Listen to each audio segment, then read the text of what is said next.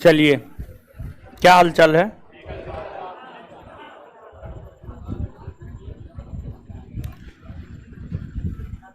क्या पढ़ा रहे थे? तुर्क मुसलमानों का आक्रमण। और तुर्क मुसलमानों के आक्रमण में जो है महमूद गजनबी पढ़ा दिए थे।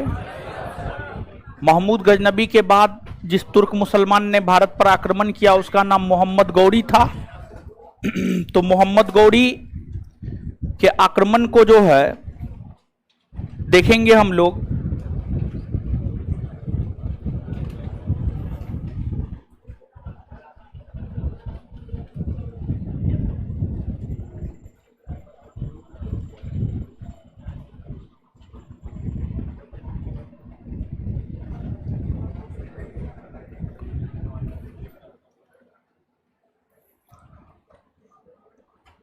चलिए, कुछ कमेंट देख रहे थे, कुछ कमेंट का जवाब देना जरूरी है। आपको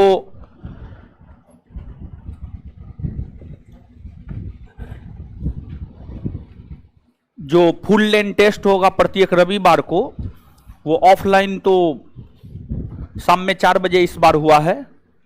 अगली बार कब होगा वो तो पता नहीं। 4 बजे ही होना चाहिए, शाम के टाइम ही होना चाहिए, उसी टाइम में होना चाहिए। लेकिन ऑनलाइन जो है उस टेस्ट का क्वेश्चन आपके बैच में रात तक डाला जाएगा। और जो यानी आप कहिएगा 4 बजे डाल देने के लिए, नहीं डालेंगे, नहीं डाला जाएगा। उस रविवार यानी जिस दिन टेस्ट होगा उसके रात में 10 बजे तक डाला जाएगा। उसके बाद दूसरी बात यह है कि अगर कोई ऑनलाइन एडमिशन लिए हैं, ऑफलाइन आकर के टेस्ट देना चाहते हैं, नहीं दे सकते हैं, नहीं, आपको अलाउ ही नहीं करेंगे।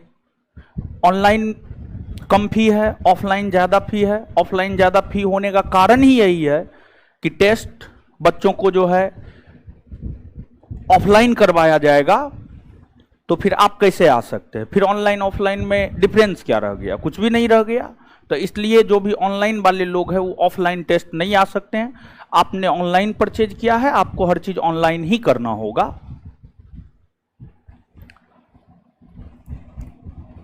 अब आइए पढ़िए।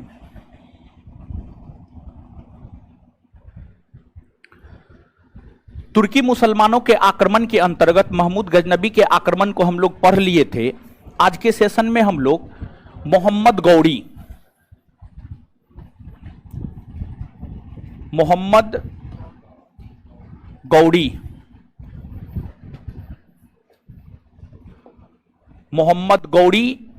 के आक्रमण को पढ़ेंगे।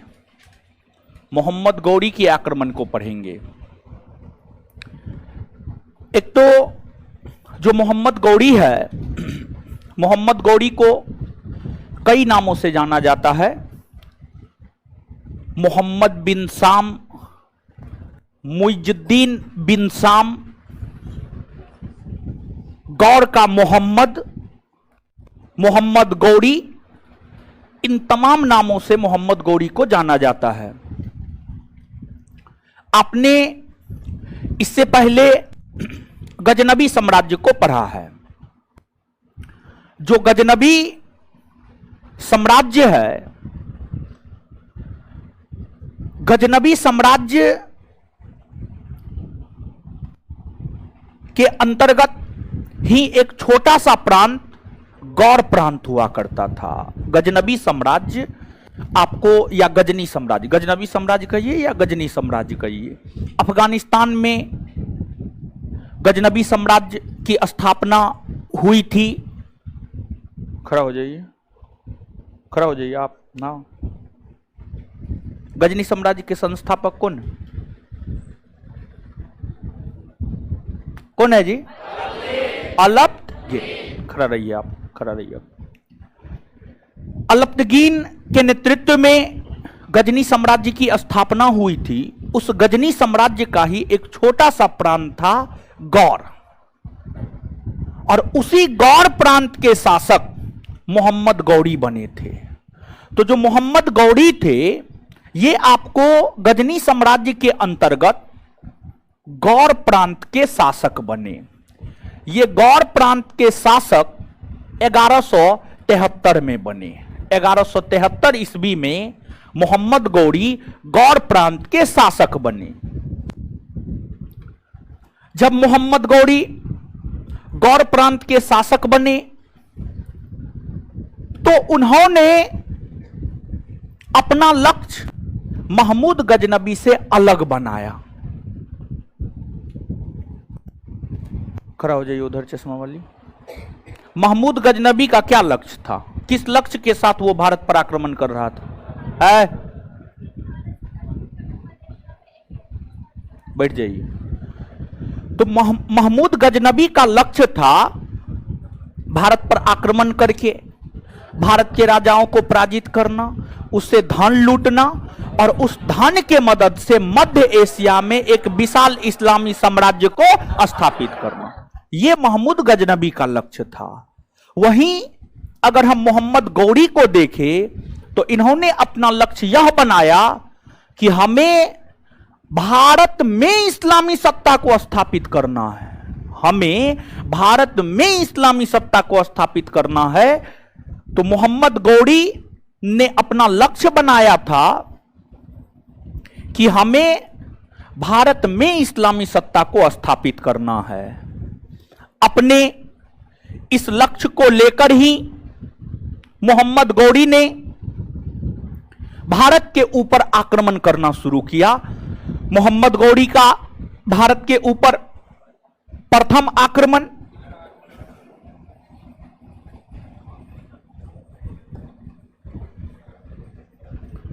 1175 में हुआ, 1175 ईस्वी में। और 1175 ईस्वी में मोहम्मद गौरी ने मुल्तान पर आक्रमण किया था। मुल्तान वर्तमान समय में पाकिस्तान में पड़ता है। तो पाकिस्तान के मुल्तान पर प्रथम आक्रमण 1175 ईस्वी में मोहम्मद गौरी ने किया। और मोहम्मद गौरी ने मुल्तान के शासक को पराजित कर मुल्तान पर अधिकार कर लिया। जब मोहम्मद गौरी का अधिकार मुल्तान पर हो गया, तत्पश्चात मोहम्मद गौरी मुल्तान से आगे बढ़े। यहां पर अगर आप मानचित्र को देखेंगे तो ये आपको यहां पर पाकिस्तान है और पाकिस्तान में ही मुल्तान पड़ता है। समझ, पाकिस्तान में मुल्तान पड़ता है। पाकिस्तान के मुल्तान को जब मोहम्मद गौरी ने जीत लिया, तत्पश्चात मोहम्मद गौरी भारत की ओर अग्रसर हुए। भारत की ओर अग्रसर हुए और जब मोहम्मद गौरी आगे भारत की ओर अग्रसर हुए तो मोहम्मद गौरी ने 1178 ईस्वी में गुजरात के पाटन का अभियान किया। गुजरात के पाटन, गुजरात यहां पर है, गुजरात में ही पाटन है। गुजरात के पाटन का अभियान किया और मोहम्मद गौरी गुजरात के पाटन का अभियान 1178 में किया। 1178 में किया। 1178 में जब मोहम्मद गौरी ने गुजरात के पाटन का अभियान किया तो उस समय गुजरात के शासक थे भीम द्वितीय। गुजरात के शासक थे भीम द्वितीय। भीम द्वितीय और मोहम्मद गौरी के बीच 1178 ईस्वी में संघर्ष हुआ। इस संघर्ष में मोहम्मद गौरी की हार हुई। मोहम्मद गौरी की हार हुई। मोहम्मद गौरी की हार हुई। खड़ा हो जाइए, बैठिए ना। भारत पर आक्रमण करने वाला प्रथम तुर्की मुसलमान है मोहम्मद बिन कासिम। कौन था जी? सुबुक्तगीन। सुबुक्तगीन, समझिए, सुबुक्तगीन। तुर्की मुसलमानों में मोहम्मद बिन कासिम अरबी मुसलमान था। मोहम्मद बिन कासिम अरबी मुसलमान था। सुबुक्तगीन प्रथम तुर्की मुसलमान था जिसने भारत पर आक्रमण किया था। सुबुक्तगीन के आक्रमण के बाद ही महमूद गजनबी ने, और महमूद गजनबी के बाद मोहम्मद गौरी। तो ये जो सुबुक्तगीन के बाद महमूद गजनबी, महमूद गजनबी के बाद मोहम्मद गौरी, ये तीनों लोगों ने जो आक्रमण किया, ये तीनों तुर्की मुसलमान थे। और इन तीनों तुर्की मुसलमानों में सुबुक्तगीन को कभी भी हार का सामना नहीं करना पड़ा। महमूद गजनबी को भारत में कभी भी हार का सामना नहीं करना पड़ा। भारत में अगर किसी तुर्की मुसलमान को सर्वप्रथम हार का सामना करना पड़ा है तो वह है मोहम्मद गौरी। मोहम्मद गौरी। तो भारत में पराजित होने वाला, भारतीय शासक से पराजित होने वाला जो प्रथम तुर्की मुसलमान था वह आपको मोहम्मद गौरी हुआ। मोहम्मद गौरी हुआ। देखिए, जब हम परीक्षा देते हैं, हो सकता है सफल हो सकता है असफल हो। बहुत सारे लोग जब असफल होते हैं तो बिखर जाते हैं, लेकिन बहुत सारे लोग जब असफल होते हैं तो अपनी गलतियों को पहचानते हैं और उन गलतियों के ऊपर काम करते हैं और फिर आगे आने वाले दिनों में उससे बड़ी सफलता प्राप्त करते हैं। तो वही मोहम्मद गौरी था। मोहम्मद गौरी को भले ही हार मिली हो, मोहम्मद गौरी ने 1175 से लेकर 1205 ईस्वी तक लगातार भारत पर आक्रमण किया। कई दफा मोहम्मद गौरी को हार का सामना करना पड़ा, कई दफा मोहम्मद गौरी की जीत हुई। मोहम्मद गौरी हारे जीते उससे उनको कोई फर्क नहीं पड़ा। उनका लक्ष्य था भारत में इस्लामी सत्ता को स्थापित करना। उन्होंने भारत में इस्लामी सत्ता को स्थापित किया। उन्होंने भारत में इस्लामी सत्ता को स्थापित किया। एक हार से डर जाए यह भी सही नहीं है। हार जीत जीवन के दो पहलू है। कभी आप जीतेंगे, कभी हारेंगे, कभी जीतेंगे, कभी हारेंगे। यह लगा रहता है जीवन में। और आपका जीवन कोई एक परीक्षा तक सीमित नहीं होता है। ऐसा नहीं है कि परीक्षा क्रैक नहीं कर पाए तो हमारा आगे का कुछ जीवन नहीं है। आगे का बहुत जीवन है।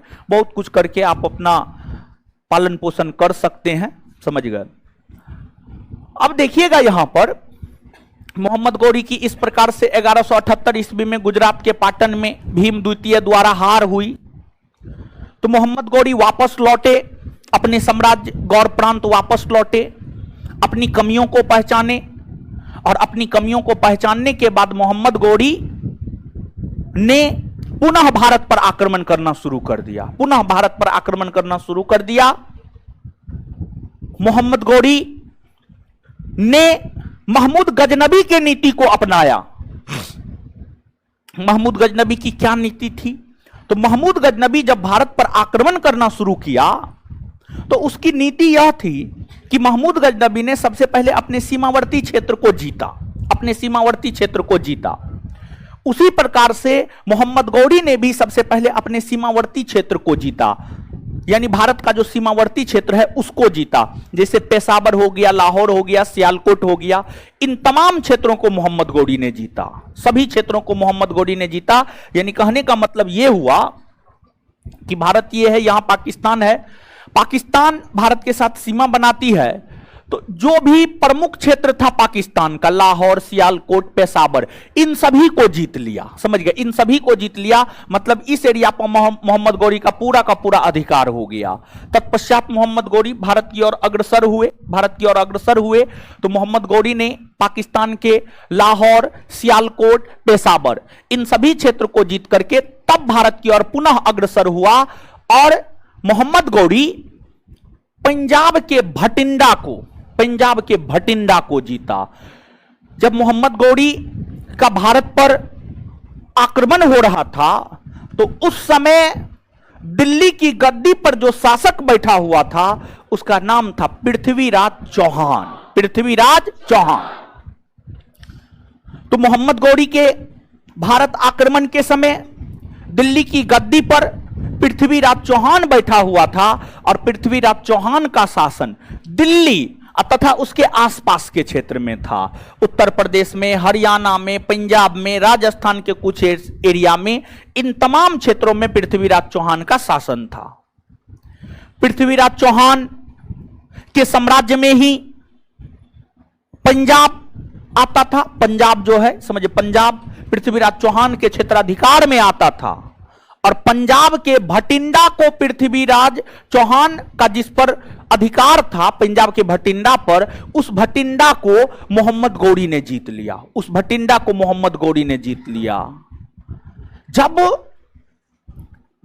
भटिंडा को मोहम्मद गौरी ने जीता, यही घटना तराइन के युद्ध का कारण बना।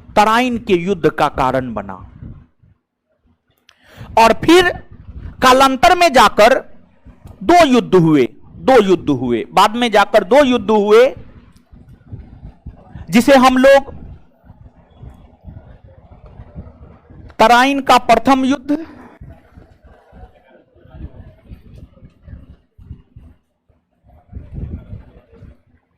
तथा तराइन का द्वितीय युद्ध कहते हैं। और यह दोनों युद्ध अगर हम देखें तो यह दोनों युद्ध पृथ्वीराज चौहान और मोहम्मद गौरी के बीच हुआ। तराइन का प्रथम युद्ध भी मोहम्मद गौरी और पृथ्वीराज चौहान के बीच हुआ और तराइन का द्वितीय युद्ध भी मोहम्मद गौरी और पृथ्वीराज चौहान के बीच हुआ। तराइन के प्रथम युद्ध में मोहम्मद गौरी की हार हुई, पृथ्वीराज चौहान की जीत हुई। पृथ्वीराज चौहान ने मोहम्मद गौरी को बंदी बना लिया। मोहम्मद गौरी जब पृथ्वीराज चौहान के बंदीगृह में था तो मोहम्मद गौरी ने पृथ्वीराज चौहान से क्षमा की मांग की, यानी माफ करने की मांग की। भारतीय शासक, हमारी जो संस्कृति रही है शुरुआती दौर से ही शांतिप्रिय संस्कृति रही है। भारतीय शासक पृथ्वीराज चौहान ने अनुनय विनय करने पर मोहम्मद गौरी को छोड़ दिया। यह पृथ्वीराज चौहान की भूल थी। अगर पृथ्वीराज चौहान ऐसा नहीं करते तो भारत में इस्लामी सत्ता स्थापित नहीं हो पाता। यह पृथ्वीराज चौहान की बहुत बड़ी भूल थी और कई सारे इतिहासकारों ने इस घटना को भारत के इतिहास में एक बड़ा परिवर्तन बिंदु कहा है। मोहम्मद गौरी को पृथ्वीराज चौहान ने क्षमा याचना मांगने पर छोड़ दी। तत्पश्चात मोहम्मद गौरी वापस अपने साम्राज्य लौटे और फिर अपनी सेना को तैयार किया, अपनी सेना को प्रशिक्षित किया, अपनी सेना को तैयार किया, खुद को और अधिक मजबूत किया और फिर से पृथ्वीराज चौहान को चुनौती दिया। इसी तत्वाधान में तराइन का द्वितीय युद्ध हुआ। यह युद्ध भी मोहम्मद गौरी और पृथ्वीराज चौहान के बीच ही हुआ था। इस युद्ध में पृथ्वीराज चौहान ने मोहम्मद गौरी को काफी कम करके आंका। जब तराइन का द्वितीय युद्ध हो रहा था तो पृथ्वीराज चौहान को लगा इसको तो हम पहले हराए हुए हैं, तो इसको तो हम ऐसे भी हरा देंगे।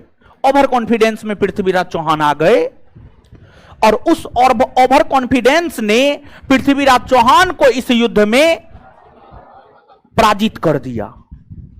और इस युद्ध में, तराइन के द्वितीय युद्ध में, मोहम्मद गौरी की जीत हुई, पृथ्वीराज चौहान की हार हुई। पृथ्वीराज चौहान की हार हुई। पृथ्वीराज चौहान को बंदी बनाया गया और बंदी बनाकर पृथ्वीराज चौहान को मोहम्मद गौरी ने मौत के घाट उतार दिया। मोहम्मद गौरी वो गलती नहीं किया जो गलती पृथ्वीराज चौहान ने किया। और यहां पर ध्यान दीजिए, बहुत सारी कहानियां हैं पृथ्वीराज चौहान को लेकर के। उन कहानियों से आपके परीक्षा में प्रश्न नहीं आता है, तो उन कहानियों को जानने की भी कोई आवश्यकता आपकी नहीं होनी चाहिए।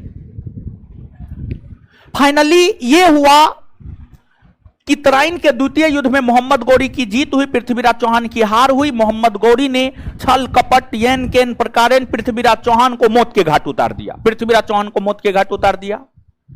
पृथ्वीराज चौहान के विषय में विस्तार पूर्वक जानकारी हमें पृथ्वीराज रासो, पृथ्वीराज विजय, पृथ्वीराज रासो से मिलती है, पृथ्वीराज विजय से मिलती है। पृथ्वीराज रासो के रचयिता चंद्रबरदाई है, पृथ्वीराज विजय के रचयिता जैनक है। इन ग्रंथों से हमें पृथ्वीराज चौहान के विषय में जानकारी प्राप्त होती है। और यह जो तराइन का द्वितीय युद्ध है,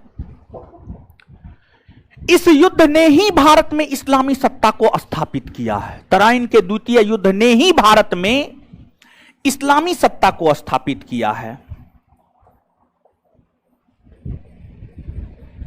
इस्लामी सत्ता को स्थापित किया है। कैसे हम यह बात कह सकते हैं? इसलिए हम यह बात कह सकते हैं क्योंकि उस समय के भारत का अगर हम अवलोकन करें तो उस समय के भारत का सबसे महानतम शासक पृथ्वीराज चौहान था, जिसकी राजधानी दिल्ली हुआ करती थी। पृथ्वीराज चौहान को पराजित कर दिल्ली पर अधिकार किया और मोहम्मद गौरी ने दिल्ली को अपनी राजधानी बनाकर शासन करना शुरू किया। मोहम्मद गौरी ने दिल्ली को अपनी राजधानी बनाकर शासन करना शुरू किया। और कई सारे विद्वान इस पक्ष में लिखते हैं कि तराइन के द्वितीय युद्ध ने ही भारत में इस्लामी सत्ता को स्थापित किया है। इतिहासकार वी.ए. स्मिथ हो या अन्य इतिहासकार हो, हर किसी ने तराइन के द्वितीय युद्ध को ही भारत में इस्लामी सत्ता की स्थापना का युद्ध माना है। तो आपको भी मानना होगा। और आपके परीक्षा में यह प्रश्न पूछा जाता है किस युद्ध ने भारत में इस्लामी सत्ता को स्थापित किया है, तो आंसर होगा आपको तराइन का द्वितीय। तराइन का द्वितीय। पृथ्वीराज चौहान के बीच छोटे मोटे शासक थे। पृथ्वीराज चौहान जैसे शक्तिशाली और महान शासक नहीं था कोई, बल्कि पृथ्वीराज चौहान के बीच जो है छोटे मोटे शासक थे। पृथ्वीराज चौहान के बाद छोटे मोटे शासक थे, उसको भी मोहम्मद गौरी ने पराजित किया। और ध्यान दीजिएगा, जब मोहम्मद गौरी पाकिस्तान के रास्ते पंजाब को जीतते हुए, दिल्ली हरियाणा को जीतते हुए, और तराइन के युद्ध का मैदान हरियाणा में है, तराइन के युद्ध का मैदान हो गया, पानीपत के युद्ध का मैदान हो गया, ये सब हरियाणा में है। जब दिल्ली पर कब्जा मोहम्मद गौरी ने कर लिया, तो मोहम्मद गौरी पुनः आगे बढ़े, राजस्थान को जीते, मध्य प्रदेश को जीते, उत्तर प्रदेश को जीते, बिहार को जीते, बंगाल को जीते, असम को जीते। कुल मिलाकर आप देखेंगे तो जो मोहम्मद गौरी था, लगभग पूरे उत्तर भारत को मोहम्मद गौरी ने जीत लिया था। पूरे उत्तर भारत को मोहम्मद गौरी ने जीत लिया था। और इस पूरे उत्तर भारत में इस्लामी शासन की स्थापना हो गई थी। मोहम्मद गौरी के कई सेनापति थे, योग्य सेनापति सब थे। मोहम्मद गौरी के कई अच्छे अच्छे सलाहकार थे, कई गुलाम थे। मोहम्मद गौरी के उन सेनापतियों में एक प्रमुख सेनापति था बख्तियार खिलजी। बख्तियार खिलजी मोहम्मद गौरी ने बख्तियार खिलजी को यह अधिकार दिया कि वह पूर्वी भारत पर आक्रमण करे, पूर्वी भारत पर आक्रमण करे और पूर्वी भारत को जीते। मोहम्मद गौरी के आदेश पर उनके सेनापति बख्तियार खिलजी पूर्वी भारत की ओर गए और मोहम्मद बिन बख्तियार खिलजी ने बिहार पर आक्रमण किया। बिहार को 1203 में जीता। बंगाल पर आक्रमण किया, बंगाल को 1204-5 में जीता। असम पर आक्रमण किया, असम को 1206 में जीता। असम पर आक्रमण किया, असम को 1206 में जीता। और मोहम्मद बिन बख्तियार खिलजी, जो बख्तियार खिलजी था, जब वे बिहार, बंगाल, असम के अभियान पर थे तो इस दौरान उन्होंने बिहार, बंगाल, असम के कई हिंदू मंदिरों को तोड़ा, कई विद्यालयों को ध्वस्त किया, नष्ट किया। जैसे कि उस समय का सबसे प्रसिद्ध विश्वविद्यालय नालंदा विश्वविद्यालय, नालंदा विश्वविद्यालय बिहार में हुआ करता था, बिहार के नालंदा विश्वविद्यालय को ध्वस्त बख्तियार खिलजी ने ही किया। और बख्तियार खिलजी एक मुसलमान था, अर्थात नालंदा विश्वविद्यालय के विनाश का कारण मुसलमान को माना जाता है। यह भी प्रश्न आपके परीक्षा में पूछा है। यह तो पूछा ही है कि नालंदा विश्वविद्यालय को ध्वस्त किसने किया है, तो मोहम्मद बिन बख्तियार खिलजी। साथ ही इस संदर्भ में भी यह प्रश्न पूछा है, धर्म के संदर्भ में, संप्रदाय के संदर्भ में, कि संप्रदाय के लोगों के कारण जो है नालंदा विश्वविद्यालय ध्वस्त किया गया है, तो उत्तर उसका मुसलमान होगा, उत्तर उसका मुसलमान होगा। और बिहार ही नहीं बल्कि बंगाल के क्षेत्र में भी उन्होंने काफी क्षति पहुंचाई। इस प्रकार मोहम्मद गौरी भारत में इस्लामी सत्ता को स्थापित करने में सफल हुए। और जो मोहम्मद गौरी था, जैसे आप याद कीजिए महमूद गजनबी उधर खड़ा हो, ये तो पिलर के पास, हाँ, महमूद गजनबी भारत पर जब बार बार आक्रमण कर रहा था तो उनके साथ कौन कौन आया था? हाँ ठीक है, कौन नहीं आया था? हाँ, बैठ जाइए। लड़कियां जवाब दे रही है। वो लड़की को मतलब लाज शर्म होता है, और लड़का एकदम निर्लज, पतित, बेहया, निकम्मा होता है। लड़की समझ गई है, लड़की सब पढ़ रही है, देख रहे हैं आज लड़की सब बड़ी जवाब दे रही है। ठीक, आपके सामने मैंने पूछ रहे हैं, लड़का से भी पूछे, लड़की से भी पूछे, और पढ़ाया हुआ चीज ही पूछे। ऐसा तो नहीं है कि कल के टेस्ट की तरह पढ़ाए हैं वो भी नहीं पढ़ाए वो भी दे दिए, ऐसा तो नहीं है। सब 4-5 क्वेश्चन पूछे हैं, सब तो पढ़ाया हुआ ही पूछे। 2 लड़की से पूछे हैं, 2 लड़का से पूछे हैं, दोनों लड़का खड़ा है और दोनों का दोनों लड़की जवाब दे दी है। चलिए, तो मोहम्मद गौरी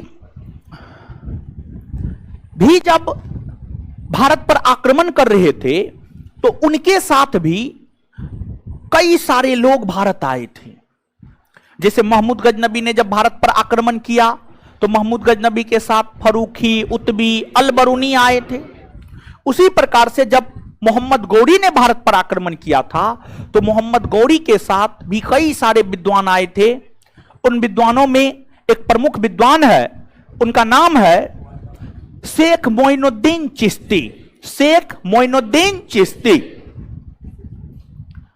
तो जो शेख मोइनुद्दीन चिश्ती है वो मोहम्मद गौरी के साथ भारत आए हैं, और मोहम्मद गौरी के साथ भारत आने के बाद शेख मोइनुद्दीन चिश्ती ने भारत में चिश्ती संप्रदाय को लोकप्रिय बनाने का काम किया। और इस्लामी जगत में कई सारे संप्रदाय हुए।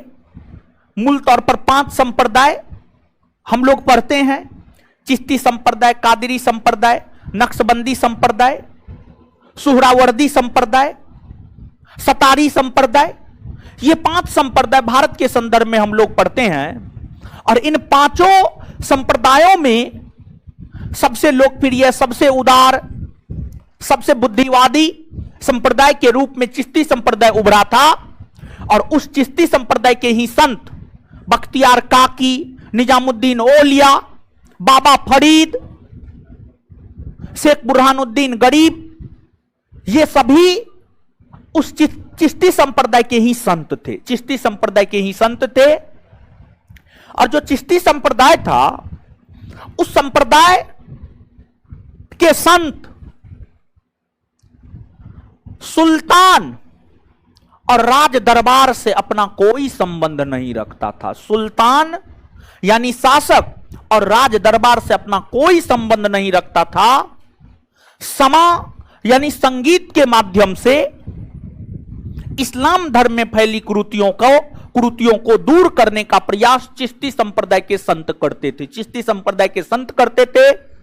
सबसे सरल और सादा जीवन चिश्ती संप्रदाय के संत ही व्यतीत करते थे। शेख मोइनुद्दीन चिश्ती ने अपना केंद्र बिंदु अजमेर को बनाया, राजस्थान के अजमेर को अपना केंद्र बिंदु बनाया, वहीं पर ठहरे, वहीं से चिश्ती संप्रदाय को लोकप्रिय बनाने का काम शेख मोइनुद्दीन चिश्ती ने किया था। इसके अलावे अगर हम मोहम्मद गौरी को देखें तो मोहम्मद गौरी ने जब भारत में इस्लामी सत्ता को स्थापित किया तो मोहम्मद गौरी ने भारत में एक सिक्का चलाया।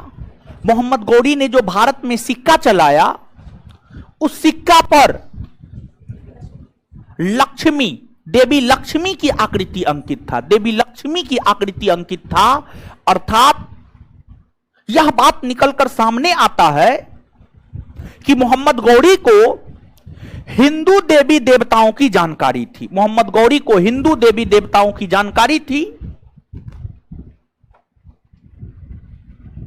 मोहम्मद गौरी का निधन 1206 में हो गया।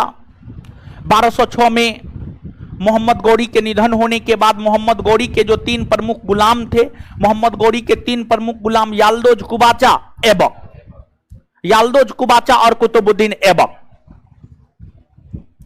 मोहम्मद गौरी के निधन होने के बाद मोहम्मद गौरी ने जो एक विशाल साम्राज्य स्थापित किया था भारत के भीतर, मोहम्मद गौरी ने उत्तरी भारत को जीतकर वहां पर इस्लामी सत्ता को स्थापित किया था। इस विशाल साम्राज्य को लेकर याल्दोज कुबाचा, कुतुबुद्दीन ऐबक के बीच युद्ध होने लगे,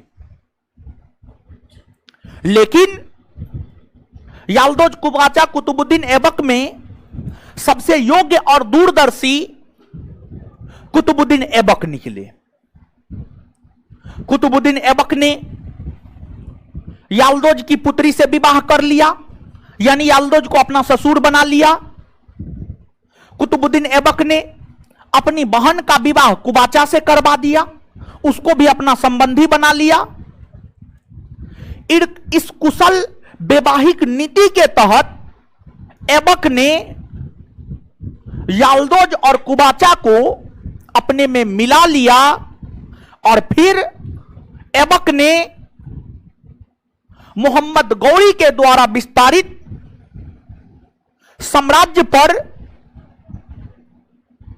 एक सल्तनत की स्थापना की, जिसे इतिहास में दिल्ली सल्तनत कहा जाता है।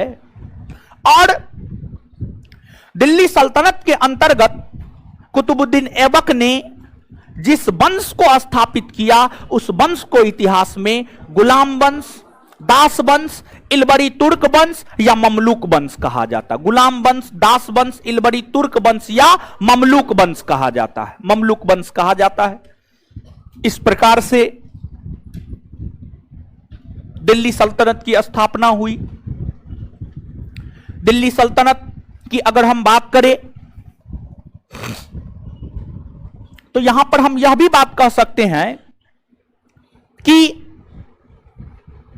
जो आपको मोहम्मद गौरी है, मोहम्मद गौरी के उत्तराधिकारी कुतुबुद्दीन ऐबक बने, कुतुबुद्दीन ऐबक बने, कुतुबुद्दीन ऐबक मोहम्मद गौरी के उत्तराधिकारी बने। ऐबक ने जिस दिल्ली सल्तनत को स्थापित किया, वह दिल्ली सल्तनत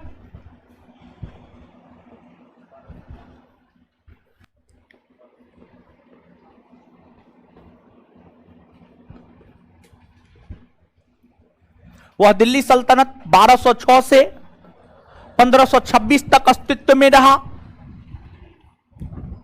1206 से 1526 की अवधि है। क्या है, क्या है, क्या है?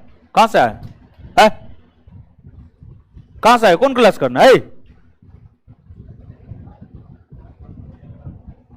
कहां है उसका कॉपी किताब? कहां है जी?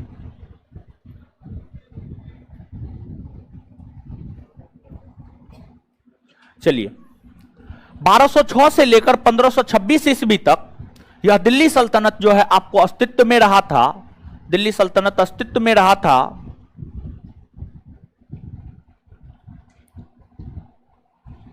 और इस दिल्ली सल्तनत के अंतर्गत जो है कुल 5 राजवंश के शासकों ने शासन किया था। 5 राजवंश, 5 राजवंश के शासकों ने शासन किया था।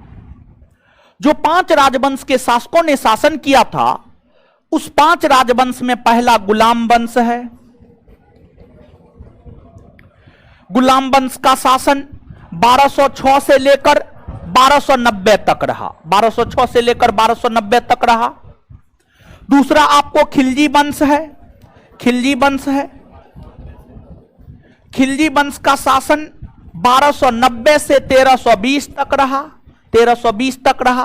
खिलजी वंश के बाद तुगलक वंश का शासन स्थापित हुआ।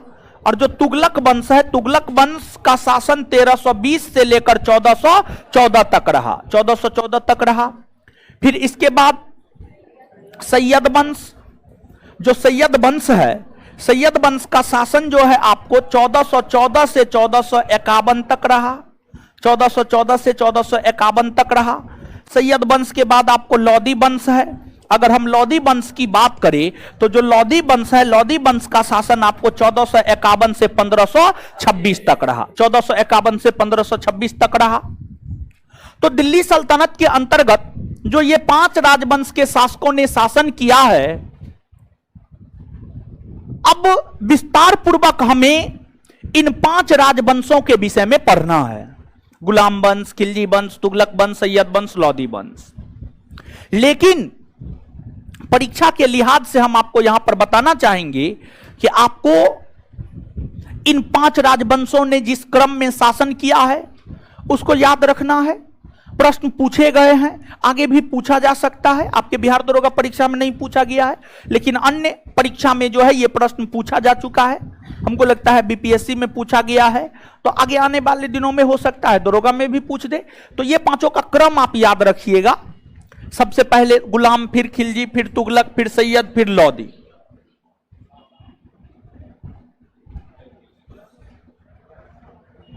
इसका कोई ट्रिक बन सकता है?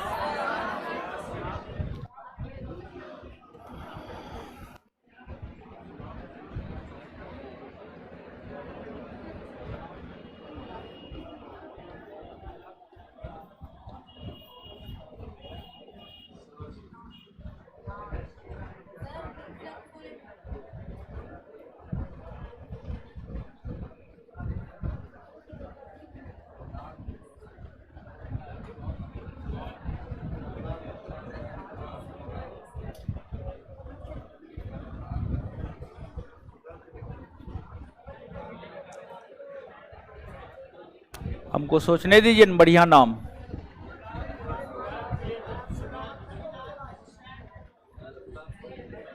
इसमें ट्रिक क्या है? कुछ नहीं, याद रखना आसान है, कुछ थोड़े है इसमें। इसका क्या ट्रिक बनाई है? ट्रिक भारी चीज का बनाया जाता है, ये तो आसान चीज है। तब इसमें क्या है? इसमें कुछ है? कुछ नहीं है। खत कुछ सोचिए ये 5 शब्द पे।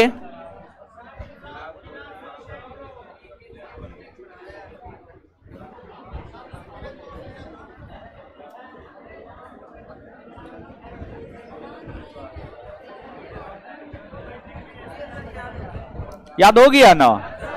हाँ,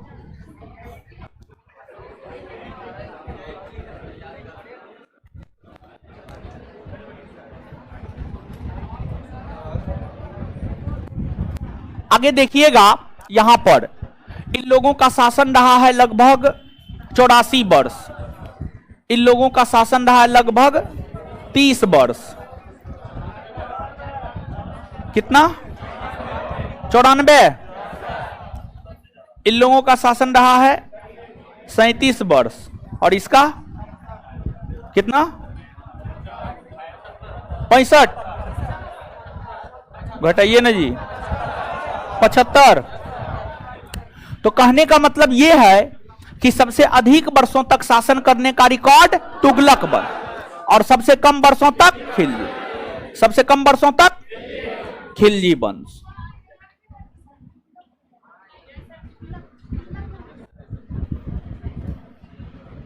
हाँ, 96 होगा। तो सबसे अधिक वर्षों तक तुगलक वंश और सबसे कम वर्षों तक खिलजी वंश। सबसे पहले गुलाम, सबसे अंतिम में लौदी। अक्रम में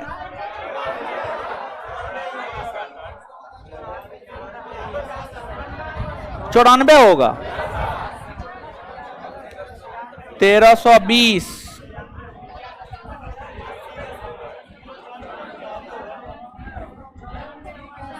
अच्छा, 94 ही होगा जी।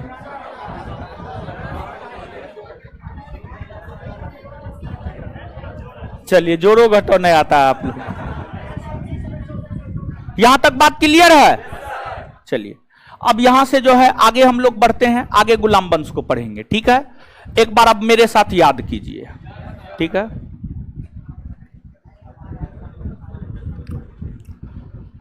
मोहम्मद गौरी भारत पर आक्रमण करना शुरू कब से किया है? 1175। 1175। मोहम्मद गौरी भारत पर आक्रमण करना शुरू कब से किया? 1175।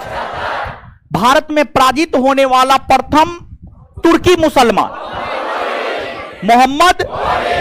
भारत में पराजित होने वाला प्रथम तुर्की मुसलमान मोहम्मद गौरी।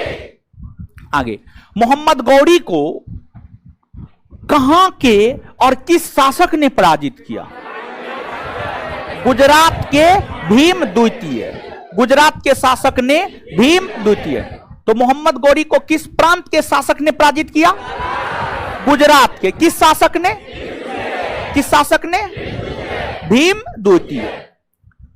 अच्छा, जो तराइन का युद्ध हुआ है, तराइन का जो युद्ध हुआ है, उसका तत्कालिक कारण क्या है?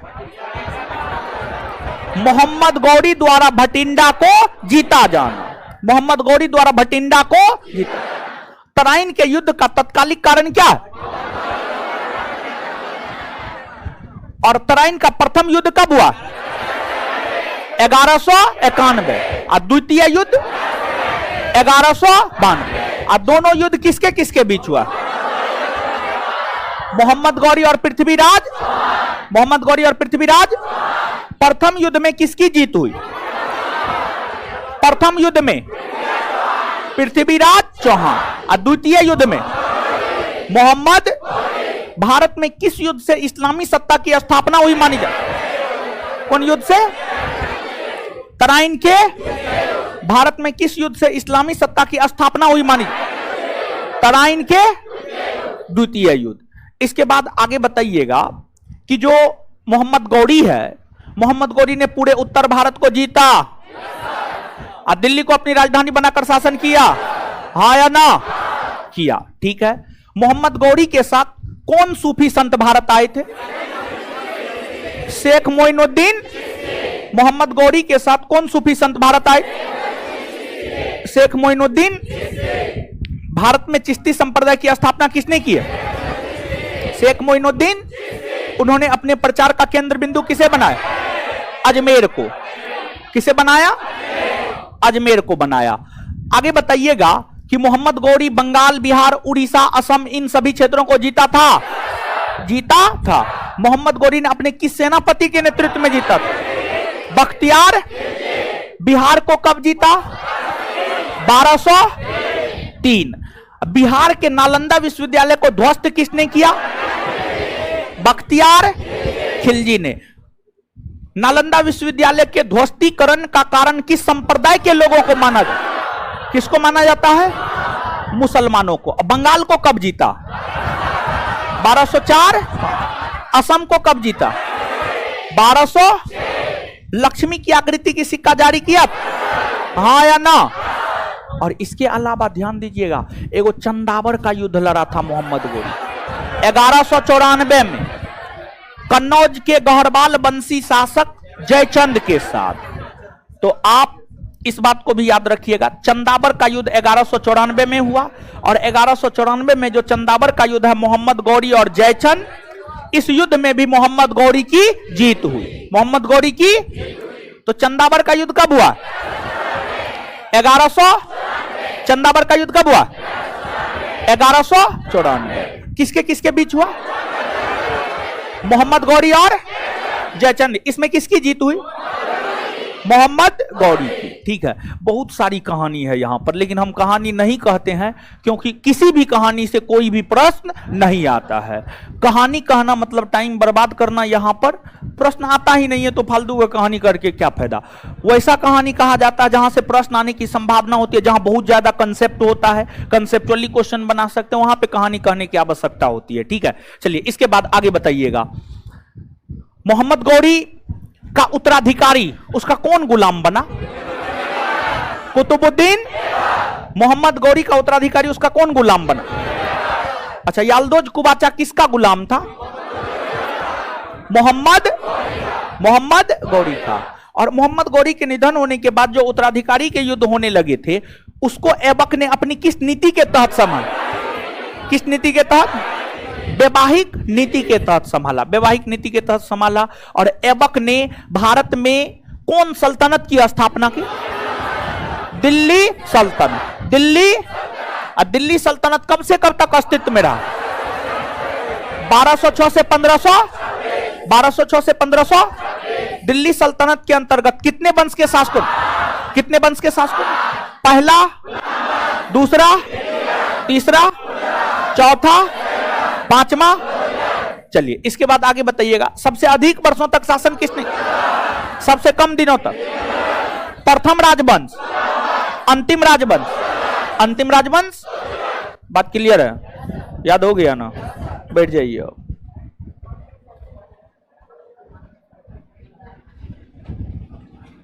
चलिए आगे, गुलाम वंश।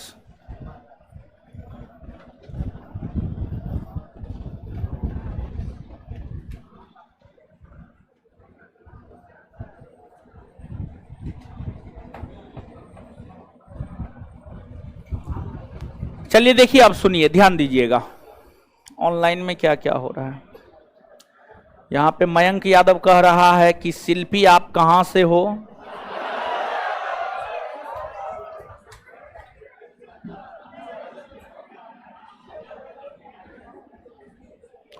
मयंक यादव आप यही सब करते रह जाइएगा जीवन भर, आपका कोई उपाय न है। आज शिल्पी को कह रहे हैं, कल पिंकी को कहिएगा, आप परसों चिंकी को कहिएगा कहां से हो। देखिए, जानते हैं हम बार बार कहते हैं क्लास में, आज के डेट में असफल होने के लोगों के असफल होने का एक कारण यह भी है कि लोग खुद के विषय में नहीं सोचता है और दूसरे के विषय में खूब सोचता है। हम पढ़ा रहे हैं, हम याद करवा रहे हैं, वो सब कमेंट नहीं कर रहा है, लेकिन शिल्पी तुम कहां से हो ई कमेंट जरूर लिख रहा है। उसको ब्लॉक मार दीजिएगा, तो मयंक यादव को ब्लॉक मार दीजिएगा। ठीक है, जब यही सब करना है तो ब्लॉक मारिए। ठीक है, ब्लॉक मारिए उसको। ठीक है, अब करते रहेगा अपना, शिल्पी तुम कहां से हो, पिंकी तुम कहां से हो, चिंकी तुम कहां से हो, करते रहेगा अपना जीवन भर यूट्यूब पे जाकर के। हम तो अपने एप्लीकेशन से ब्लॉक मरवाइए रहे हैं।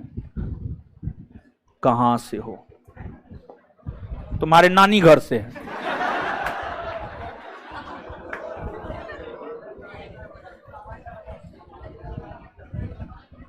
चलिए आगे आइएगा। देखिए, गुलाम वंश में कुतुबुद्दीन ऐबक से लेकर शमसुद्दीन क्यूमर्स तक शासक हुए, जिसमें कुतुबुद्दीन ऐबक प्रथम शासक तथा शमसुद्दीन क्यूमर्स गुलाम वंश के अंतिम शासक हुए। कुतुबुद्दीन ऐबक से लेकर शमसुद्दीन क्यूमर्स तक जो कई शासक गुलाम वंश में हुए, उसमें गुलाम वंश का जो सबसे 3 महान शासक हैं, जिसके विषय में मुख्य तौर पर हमें पढ़ना है, कुतुबुद्दीन ऐबक, इल्तुतमिश, बलबन। कहने के लिए तो इस राजवंश में रुकनुद्दीन फिरोज शाह, रजिया सुल्तान, बहराम शाह, अलाउद्दीन मसूद शाह, केकूबाद, शमसुद्दीन क्यूमर्स, ये सभी भी इसी राजवंश के शासक हैं, लेकिन इन लोगों का कोई ऐतिहासिक महत्व नहीं है। आराम शाह भी है, लेकिन इन लोगों का कोई महत्व नहीं है, महत्वहीन शासक है। ये लोग अपनी दुनिया में मस्त रहते थे राजा। राजा का मतलब क्या होता है? राजा का मतलब होता है जनता के कल्याण के विषय में सोचना। राजा का कदापि यह मतलब नहीं होता है स्वयं के विषय में सोचना। जो राजा स्वयं के विषय में सोचा वो महान नहीं हो पाया। जो भोग विलास में व्याप्त रहा वो महान नहीं हो पाया। जो जनता के कल्याण के विषय में सोचा, कल्याणकारी कार्य किए, वही महान हुआ। तो कहने के लिए तो गुलाम वंश में बहुत सारे शासक हैं, लेकिन उन शासकों में जो 3 प्रमुख शासक ऐबक, इल्तुतमिश और बलबन है। ऐबक का गुलाम इल्तुतमिश, इल्तुतमिश का गुलाम बलबन। गौर कीजिएगा यहां पर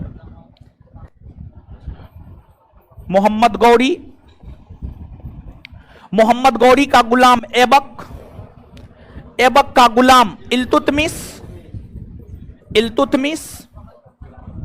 और इल्तुतमिश का गुलाम बलबन।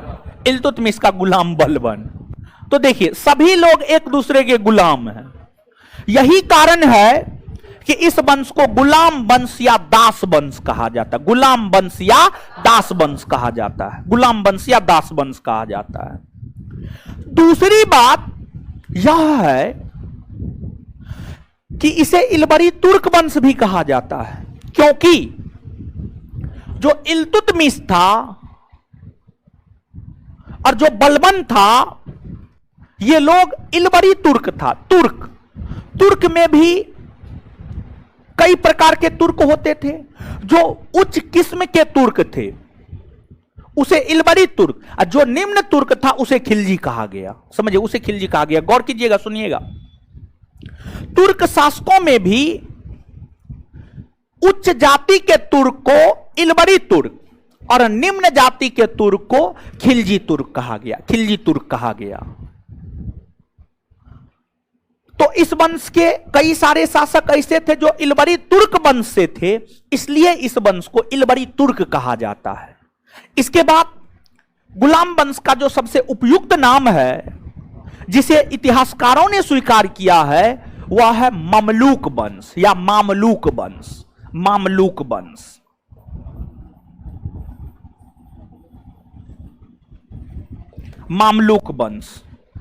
सुनिएगा मामलूक वंश। यहां पर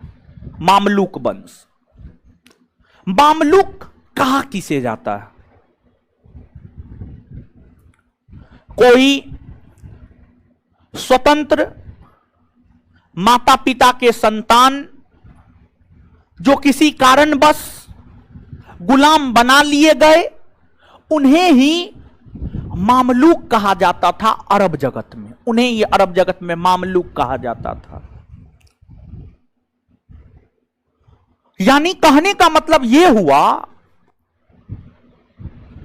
कि वैसे गुलाम जो जन्म से गुलाम नहीं था, बल्कि वो स्वतंत्र माता पिता का संतान था, लेकिन किसी परिस्थिति बस, किसी कारणवश वह गुलाम बना लिए गए, उन्हें ही ममलूक कहा गया। और इस वंश के अंतर्गत जो ऐबक, इल्तुतमिश, बलबन है, ये सभी स्वतंत्र माता पिता के संतान थे। ये सभी स्वतंत्र माता पिता के संतान थे और इन्हें विषम परिस्थितियों के कारण गुलाम बनना पड़ा, गुलाम बनना पड़ा। इसलिए इस राजवंश को मामलूक वंश भी कहा जाता है और इस राजवंश का जो सबसे उपयुक्त नाम है वह मामलूक वंश है। क्या है? मामलूक वंश। मामलूक वंश है, मामलूक वंश है। तो एक तो इस राजवंश को जो कई नामों से जाना जाता है, हमने आपको बता दिया किस लिए कौन सा नाम दिया गया है, सबसे उपयुक्त नाम क्या है, यह सभी बात हमने आपको बता दिया। अब देखिएगा, जो गुलाम वंश, इलवरी तुर्क वंश, दास वंश, मामलूक वंश, कुछ भी कहना है कहिए, जो कहना है आप कहिए। इस वंश की स्थापना कुतुबुद्दीन ऐबक ने की। ऐबक ने स्थापना करके अपनी राजधानी लाहौर को बनाया, राजधानी लाहौर को बनाया। लाहौर को राजधानी बनाकर ऐबक ने शासन करना शुरू किया। जब ऐबक ने शासन करना शुरू किया तो उन्होंने कभी भी अपने आप को सुल्तान घोषित नहीं किया। उन्होंने कभी भी अपने आप को सुल्तान घोषित नहीं किया, सुल्तान घोषित नहीं किया, बल्कि उन्होंने अपने आप को, ऐबक ने अपने आप को, उन्होंने मतलब ऐबक ने अपने आप को मोहम्मद गौरी का सिपह सालार कहा, यानी मोहम्मद गौरी का सिपाही कहा, मोहम्मद गौरी का सिपाही कहा। तो ऐबक कभी भी सुल्तान की पदवी को धारण नहीं किया, बल्कि मलिक और सिपह सलार की उपाधि से ही अपने आप को संतुष्ट रखा। लेकिन उन्होंने शासन निश्चित तौर पर संपूर्ण भारत के उत्तरी भाग में करने का काम किया। ऐबक को अगर हम देखें तो इन्होंने अपने जीवन को कुरान के अनुरूप अपनी दिनचर्या को सजा रखा था, इसलिए उन्हें कुरान खां भी कहा जाता है। और कुरान यह कहता है कि एक सच्चे मुसलमान को एक दिन में कम से कम 5 बार नमाज अदा करना चाहिए। और कुतुबुद्दीन ऐबक ऐसा करते थे, कुतुबुद्दीन ऐबक ऐसा करते थे, इसलिए उन्हें कुरान खां कहा गया। उन्होंने अपनी पूरी जीवन शैली को कुरान पर सजा रखा था और उसी के अनुरूप अपना क्रियाकलाप ऐबक किया करते थे। ऐबक दयालु भी था, जब वो दान देता था तो लाखों में दान दिया करता था साधु संतों को, इसलिए उन्हें लाख बख्श भी कहा गया, इसलिए उन्हें लाख बख्श भी कहा गया, लाख बख्श भी कहा गया। ऐबक ने अपने शासनकाल के दौरान दिल्ली के भीतर एक मस्जिद बनाया जिसे कुब्बतुल इस्लाम मस्जिद कहते हैं। फिर राजस्थान के अजमेर के भीतर भी एक मस्जिद बनाया 2.5 दिन में, मात्र 2.5 दिन में उस मस्जिद को बना दिया, जिस वजह से उस मस्जिद को 2.5 दिन का झोपड़ा कहा जाता है, 2.5 दिन का झोपड़ा कहा जाता है। तो दिल्ली का कुब्बतुल इस्लाम मस्जिद हो, राजस्थान के अजमेर के 2.5 दिन का झोपड़ा हो, यह भी एक मस्जिद ही है। इन दोनों का निर्माण ऐबक ने करवाया। यानी ऐबक ने भारत में इस्लामी स्थापत्य कला की नींव रखी। ऐबक ने भारत में इस्लामी स्थापत्य कला की नींव रखी। और यही नहीं बल्कि ऐबक ने दिल्ली के भीतर कुतुब मीनार की नींव रखी। ऐबक अपना आदर्श एक सूफी संत बख्तियार काकी को मानता था। बख्तियार काकी और बख्तियार काकी को ऐबक ही अपना आदर्श नहीं मानता था, बल्कि बख्तियार काकी को इल्तुतमिश भी अपना आदर्श मानता था। तो कुतुबुद्दीन ऐबक बख्तियार खिलजी के सम्मान में दिल्ली में कुतुब मीनार की नींव रखी और वे कुतुब मीनार को 4 मंजिला बनाना चाहते थे। लेकिन जब कुतुब मीनार का निर्माण कार्य चल ही रहा था, उसी दौरान 1210 ईस्वी में लाहौर में चौगान खेलते समय, पोलो खेलते समय घोड़ा से गिरकर कुतुबुद्दीन ऐबक बुरी तरह घायल हुए और फिर उनका निधन हो गया। उनके निधन के बाद आराम शाह बने शासक। आराम शाह नाम मात्र का शासक था, लाहौर को राजधानी बनाकर शासन किया। आराम शाह को इल्तुतमिश ने पराजित किया और गद्दी प्राप्त की। और जब इल्तुतमिश शासक बना तो इल्तुतमिश ने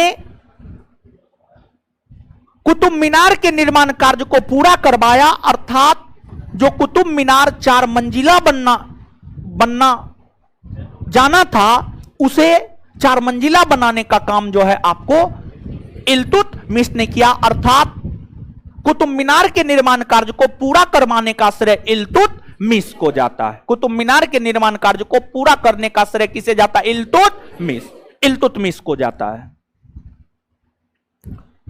इल्तुतमिश जब शासक बने तो इल्तुतमिश के शासक बनने का दिल्ली के अमीरों ने विरोध किया और इल्तुतमिश को गुलामों का गुलाम कहा गया, क्योंकि इल्तुतमिश ऐबक का गुलाम था, ऐबक मोहम्मद गौरी का गुलाम था। तो इल्तुतमिश गुलामों का गुलाम हुआ या नहीं? गुलामों का गुलाम हुआ। तो इल्तुतमिश को गुलामों का गुलाम कहते हुए दिल्ली के अमीरों ने इनको सुल्तान मानने से इनकार कर दिया। तत्पश्चात इल्तुतमिश ने अपने 40 गुलाम सरदारों का एक संगठन बनाया जिसे चालीसा दल कहा गया, और उस चालीसा दल के मदद से इल्तुतमिश ने अपने खिलाफ उठ रहे विरोध के स्वर को दबाया। साथ ही साथ इल्तुतमिश ने अपनी राजधानी दिल्ली को बनाया। इनसे पहले जो सुल्तान थे उनकी राजधानी लाहौर हुआ करती थी।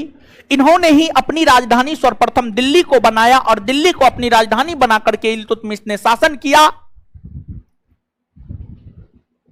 साथ ही साथ बगदाद के खलीफा मुस्तानसिर बिल्लाह ने इल्तुतमिश को ही सर्वप्रथम खलीफा का प्रमाण पत्र दिया।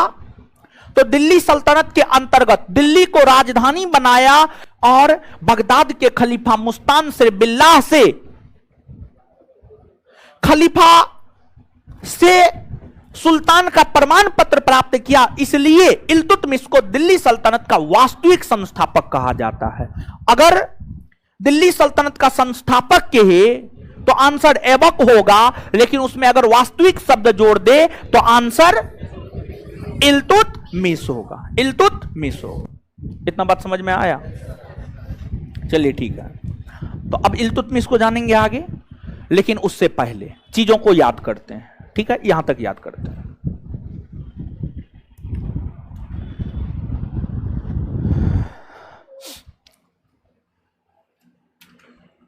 गुलाम वंश को किन किन नामों से जाना जाता है?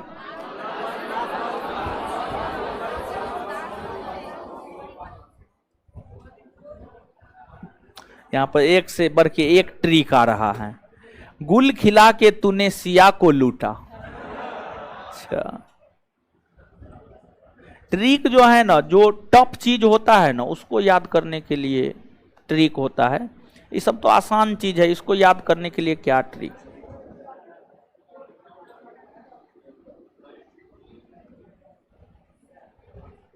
समझे? चलिए आगे आइएगा। गुलाम वंश को किस किस नाम से जाना जाता है? दास, इलबरी, मामलुक। दास, इलबरी, सबसे उपयुक्त नाम किस? गुलाम वंश का सबसे उपयुक्त नाम मामलुक वंश। और ऐबक ने गुलाम वंश की स्थापना करके किस शहर को अपनी राजधानी बनाकर शासन? किस शहर को? किस शहर को? लाहौर को। और जो ऐबक है उन्हें कुरान खां कहा जाता है, हाँ या ना? लाख बख्श, हातिम द्वितीय कहा जाता है। इन सभी उपनामों से जाना जाता है।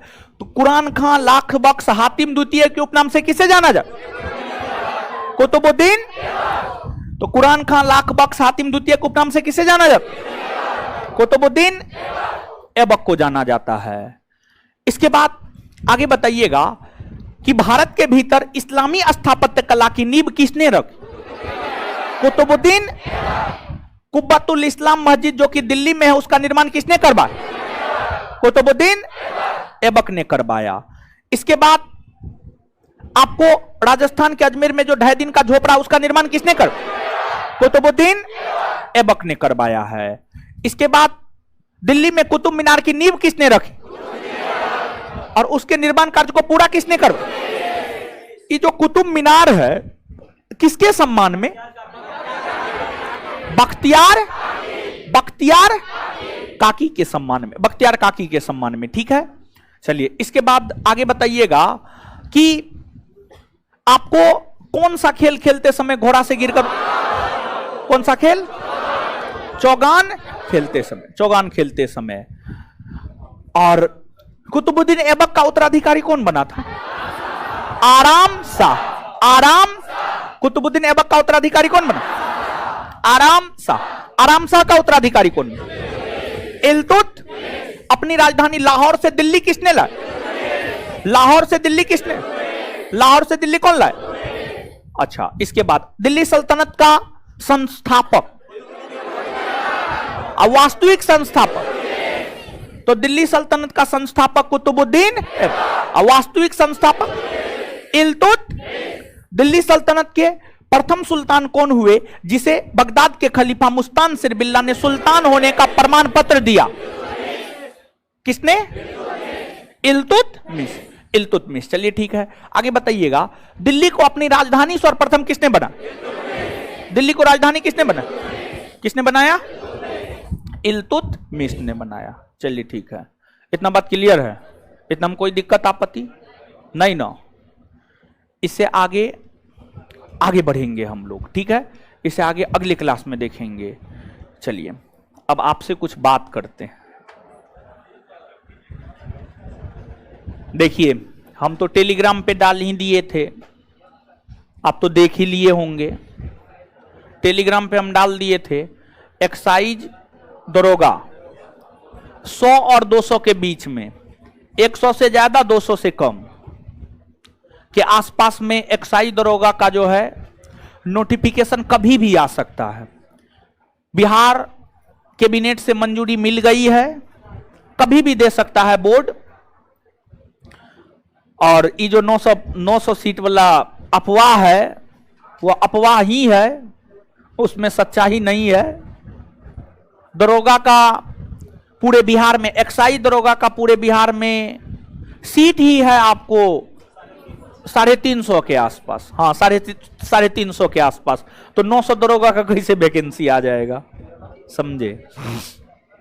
उसमें 126 पोस्ट तो भरा हुआ ही है, ठीक है? तो 100 और 200 के बीच में आएगा, लेकिन वैकेंसी आएगा। और बिहार दरोगा का मुख्य वैकेंसी भी आपको आएगा, निश्चित तौर पे आएगा। तो कल से जो है बीता हुआ कल एक टेस्ट हुआ था, फुल लेंथ टेस्ट हुआ था। आशा करते हैं आप लोग टेस्ट दिए होंगे, क्वेश्चन बनाए होंगे। एकदम परीक्षा के अनुकूल ही क्वेश्चन था। तो परीक्षा भी हार्डे पूछता है, परीक्षा कोई आसान थोड़े पूछता है, परीक्षा भी हार्डे पूछता है। और ये प्रत्येक रविवार को जो है ये टेस्ट होगा।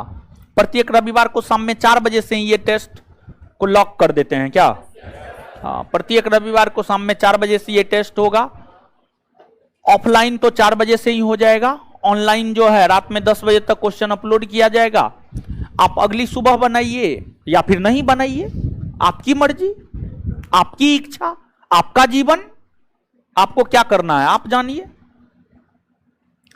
तो ऑनलाइन उस टाइम ही अपलोड किया जाएगा। और ऑनलाइन छात्रों से यह निवेदन है कि आपको जब क्वेश्चन अपलोड कर दिया जाएगा तो अगली सुबह आप निकाल करके, उसमें आंसर के साथ अपलोड हम करते हैं, तो निकाल करके जो है आप अपना बना लीजिए और आंसर से मिला लीजिए और देख लीजिए आपको कितना आया है।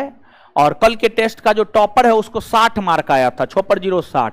ऐसे तो 87 आया था, लेकिन वो फर्जी था। 82 भी फर्जी था, क्योंकि 87-82 के बाद सीधे 60 आ गया, 60 के बाद 54-55 ऐसे था। तो कल के टेस्ट का जो टॉपर था उसको 60 मार्क था। यानी बच्चा सब बड़ी धुरफंदी करता है, ठीक है, इतना बढ़िया से समझा देते हैं हर चीज, फिर भी धुरफंदी ये करता है, फिर भी गलते धंधा करता है, समझे? हाँ, तो ये सब गलत धंधा नहीं करना चाहिए। अब क्या पता कैसे लीक हो गया। चलिए, होमवर्क सब क्या चल रहा है? कुछ नहीं चल रहा।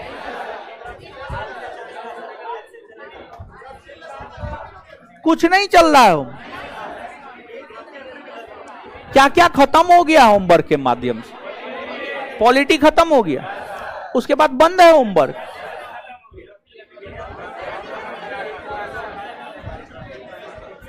अच्छा, हिस्ट्री तो पढ़ा ही रहे हैं। हाँ, ज्योग्राफी बोले थे होमवर्क में चलाएं। हाँ, चलिए ठीक है। होमवर्क में आज से ज्योग्राफी घटना चक्र से शुरू कर रहे हैं, ठीक है? देख लीजिए, यही है। ऑनलाइन वाला सब बाद में मैसेज करता है, सर फोटो खींच के भेजिए बुक का। देख लीजिए, फोटो खींच के भेजने के लिए मत कहिएगा, यही है भूगोल। आप पीछे भी देख लीजिए। हाँ,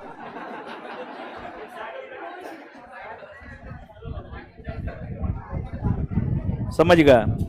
तो आज से होमवर्क शुरू करते हैं भूगोल। क्या? भूगोल। भूगोल पहला चैप्टर है सामान्य परिचय। इसमें टोटल क्वेश्चन है, कितना है? सामान्य परिचय में देखिए,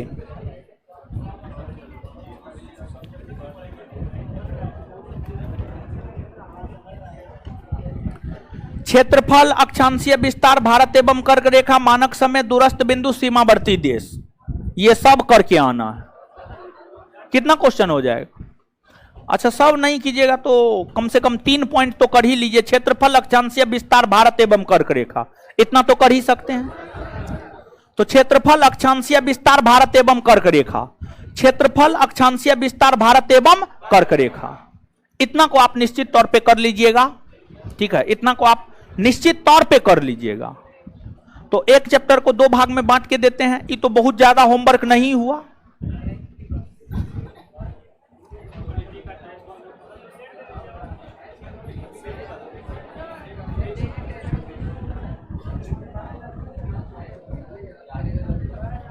ज्योग्राफी पहला चैप्टर में क्षेत्रफल, अक्षांशीय विस्तार, भारत एवं कर्क रेखा, ये आपका होमवर्क है, ठीक है?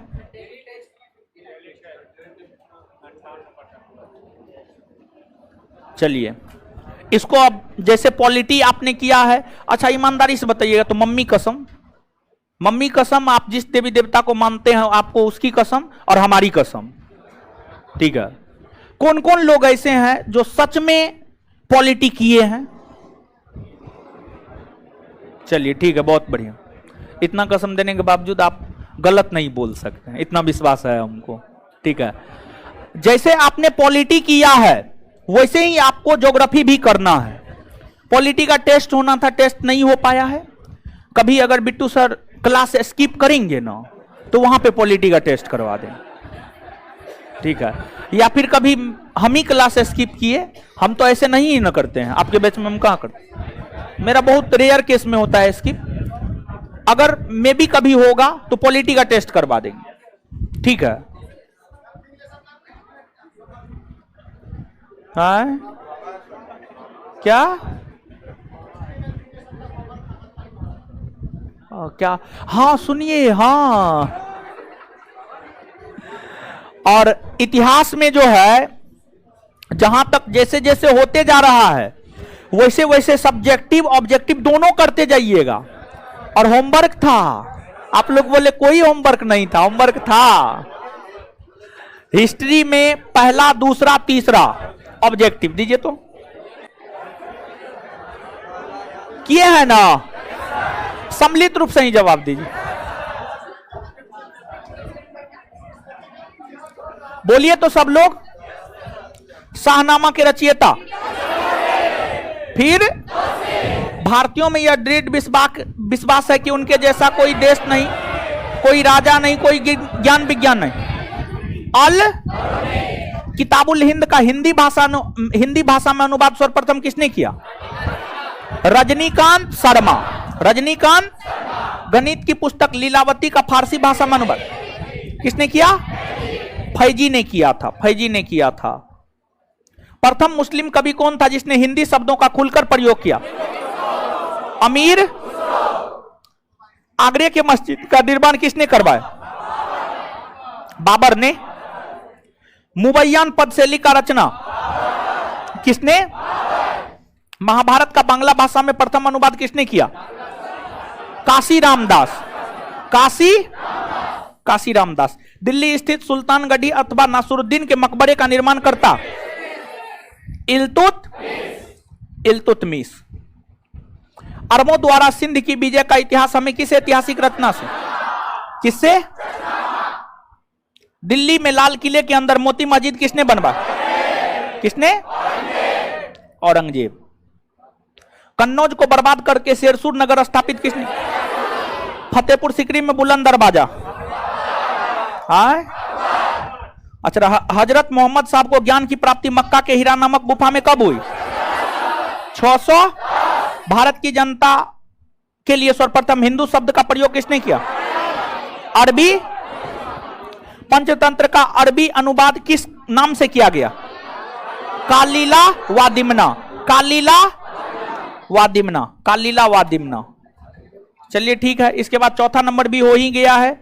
चौथा नंबर का भी आप ऑब्जेक्टिव याद करके आइएगा, और अगले क्लास में जब आप आइएगा ना तो 1 बाय 1 पूछेंगे हम। आज तो सम्मिलित रूप से पूछ दिए, तो चैप्टर नंबर 1 से लेकर 4 तक, 1 से लेकर 4 तक का ऑब्जेक्टिव करके आइएगा। और ध्यान दीजिएगा, अगले क्लास में इस 1 से 4 तक में कोई भी ऑब्जेक्टिव में अगर आपको प्रॉब्लम हो आप पूछ लीजिएगा, ठीक है। अगले क्लास में आप पूछ लीजिएगा हमसे, हम आपका बता देंगे। धन्यवाद सभी लोगों का। है कौन चीज चालू होगा? कौन चीज? संडे को? हाँ 2 तो हो रहा है ना लगभग में, देखते हैं। चलिए ठीक है, हमको निकलने दीजिए, तब निकलिएगा। धन्यवाद सभी लोगों का।